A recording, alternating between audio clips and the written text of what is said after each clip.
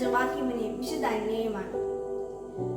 ബൈബിളിൽ അവരുടെ ജീവിതത്തെക്കുറിച്ച് കൂടുതൽ വിവരങ്ങളില്ലെങ്കിലും സഭാ പാരമ്പര്യം അവരെ വിശ്വാസത്തിന്റെയും പ്രാർത്ഥനയുടെയും ഉത്തമ മാതൃകകളായി അവതരിപ്പിക്കുന്നു.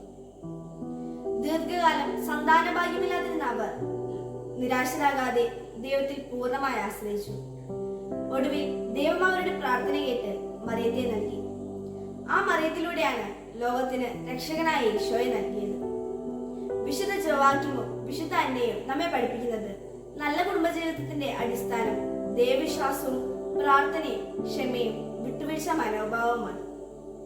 മക്കൾക്ക് വിശ്വാസം പകർന്നു നൽകേണ്ട ആദ്യത്തെ അധ്യാപകർ മാതാപിതാക്കളാണെന്ന് അവർ നമ്മെ പഠിപ്പിക്കുന്നു. പ്രിയ കൂട്ടുകാരെ, ഇന്ന് നമ്മുടെ കുടുംബത്തിനും മാതാപിതാക്കൾക്കും അപ്പൂപ്പൻ അമ്മൂമ്മമാർക്ക് വേണ്ടി നമ്മൾ ആ വിശുദ്ധരെ മാധ്യസ്ഥം നമുക്ക് യാചിക്കാം.